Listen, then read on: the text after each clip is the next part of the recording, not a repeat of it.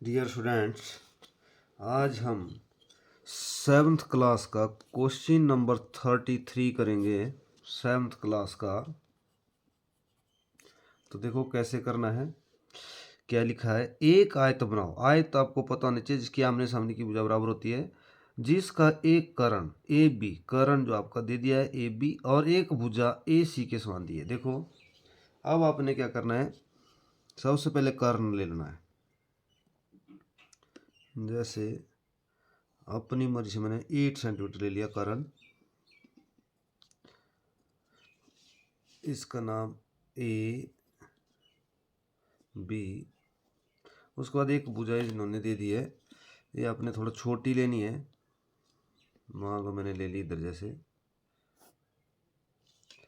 ये आपका ए सी नाम डाल दिया मैंने।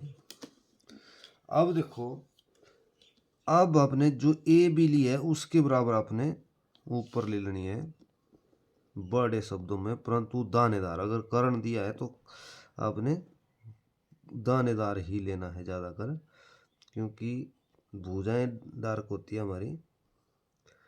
ये देखो 8 से 1 पॉइंट कम था ये आपने इसका नाम ए बी डाल देना है। अब आपने सबसे पहले ए बी का संधिवाचन करना है।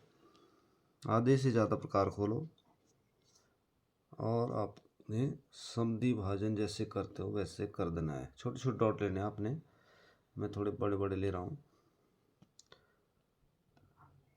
इधर ऐसे, जहाँ भी आपकी ये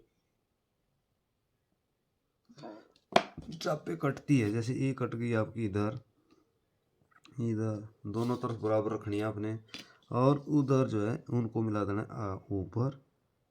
हो सके तो चेक कर लो, इधर 90 डिग्री का बना ये ए बी पर मेरा बन रहा है, तो इसको आपने इस तरह,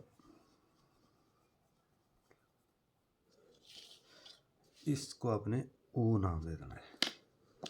अब ओ से प्रकार खोलो, ए तक चाहे बी तक आपका एक वृत्त लगेगा। ये आपका मान लो ये है तो बी तक भी पहुंचेगा, ठीक है। इस तरह आपने वृत्त लगा देना है, पूरा वृत्त लगा देना है। छोटे छोटे डॉट लेने हैं आपने, तब करके पेपर में नंबर आते हैं। अगर आए तो पूछिए तो आपने इस तरह बनानी है, अगर कर्ण दिया हो तो। अगर भुजा दी है तो आपने फिर भुजा लेनी है। इधर कर्ण दिया है तो आपने इस तरह पूरा वृत्त लगा दिया। अब आपने ए सी जो आपके पास है, ए सी के बराबर आपने प्रकार खोलने हैं। ए आपने जितनी भी लिए हुई है, ए सी से इस वृत्त को काटना है, ए से आगे काटना है इसको।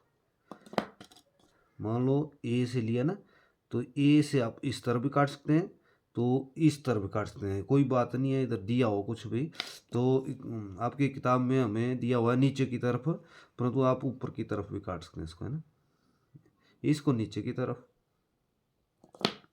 और जहाँ ये दोनों बिंदु मिल गए, मान लो ए, तो इसका नाम सी डाल दो, इसका डी डाल दो। अब इनको मिला दो इस तरह और इस तरह और इस तरह, सी को ए के साथ और बी को डी के साथ। इस तरह आपका ये आपकी आयत बन गई। अब आयत तो बन गई, पर पता होना चाहिए आयत की दो भुजाएं बराबर होती हैं। दो भुजाएं आप आमने सामने की, जैसे ए है आपकी तो इसी के बराबर ये होनी चाहिए। देखो ठीक है। अब ए है आपकी भुजा जैसे ये वाली बी डी, तो इसी के बराबर आपकी ये आपकी नीचे वाली होनी चाहिए, ये वाली। इधर देखो इस तरफ दिखेगा, ये हो गया। और वैसे ही देखना है, ये देखो ये आपकी आमने सामने की भुजा। अगर मान लो ये आपकी 7.4 आ रही है तो ये भी आपकी 7.4 होनी चाहिए। ये आपकी 2.5 आ रही है तो ये भी आपकी 2.5 होनी चाहिए। बिल्कुल इस तरह करना आपने। इसे आयत कहते हैं जिसकी आमने सामने की भुजा बराबर हो, आमने सामने की, उसे हम आयत कहते हैं। इस तरह आपने बनानी है। Thank you.